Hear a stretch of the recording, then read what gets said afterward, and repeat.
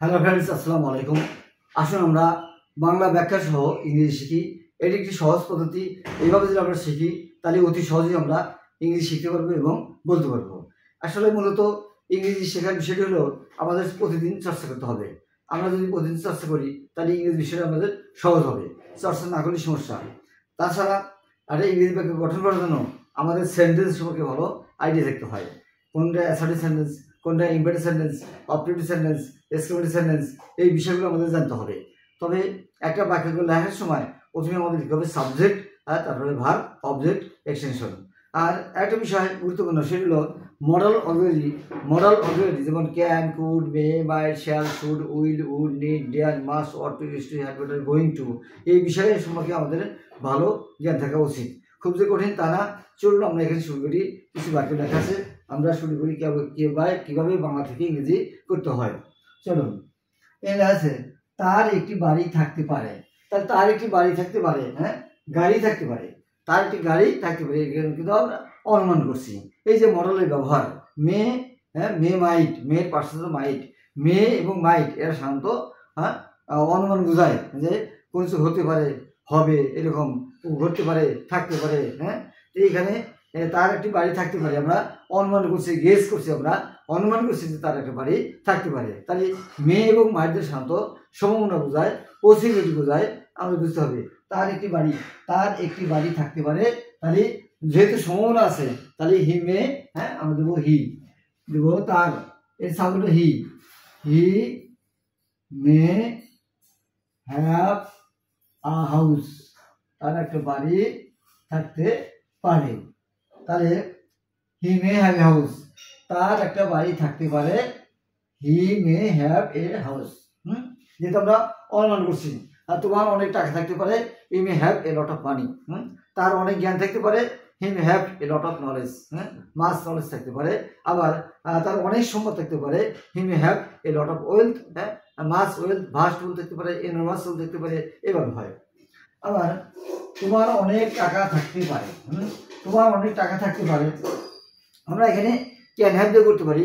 তাহলে আমরা যদি অনুমান করি, সম্ভাবনা বোঝায়, সেক্ষেত্রে আমরা মেয়েদের করতে পারি you may have. You may have, তোমার অনেক টাকা থাকতে পারে, you may have a lot of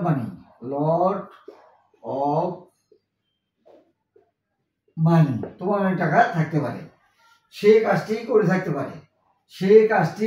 পারে, আমরা অনুমান করছি যে সে কাজটি করে থাকতে পারে, এটা আমাদের অনুমান। তাহলে হি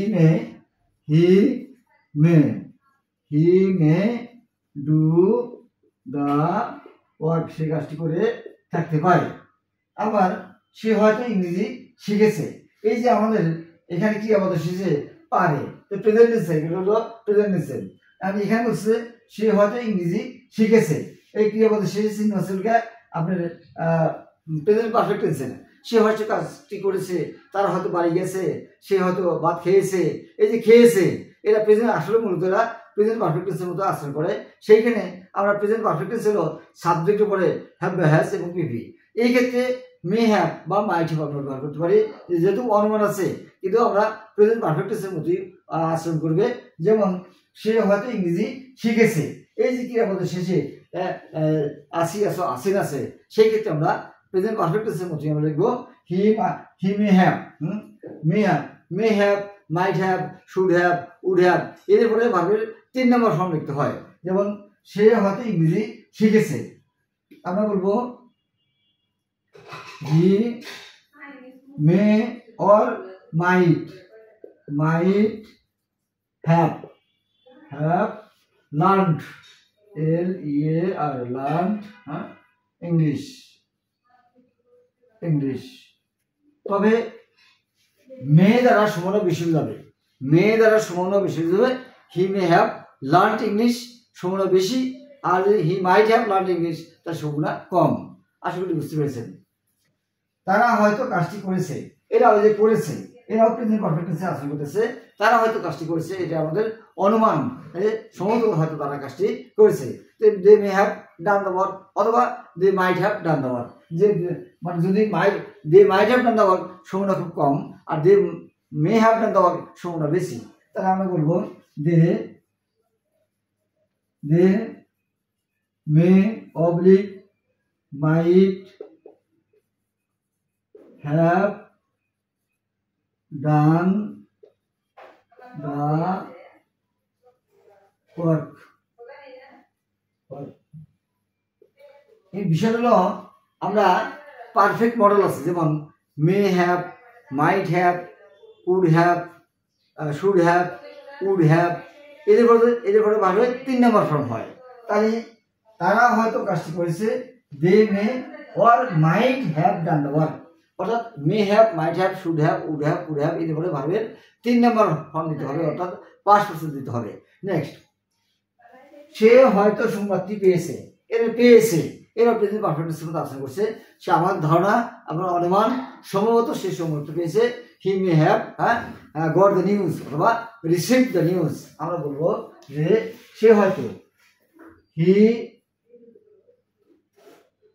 may have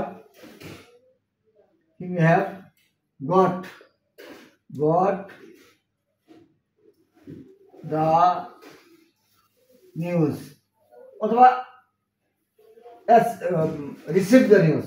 he may have got the news অথবা রিসিভ, এখানে আমরা রিসিভ লিখতে পারি receive the news.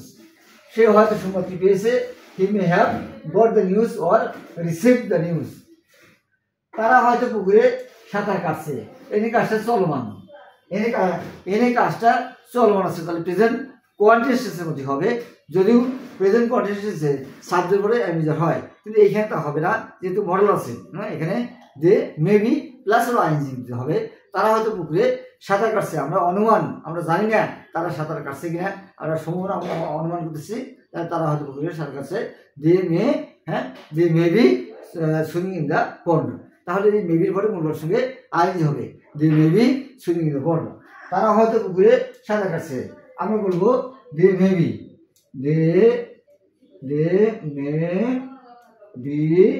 Swimming, SWIMM swimming in the pond. আশা করি বুঝতে পেরেছেন।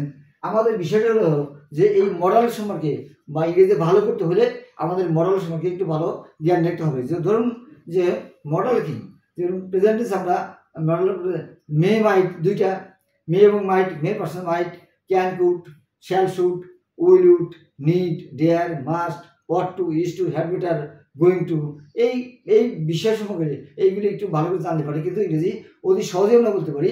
আশা করি বুঝতে পেরেছেন। আমার ভিডিওটি লাইক করুন, শেয়ার করবেন, এবং আমার ইউটিউবে একটা চ্যানেল আছে, মেহরবানি করে আপনারা সাবস্ক্রাইব করবেন। Thank you.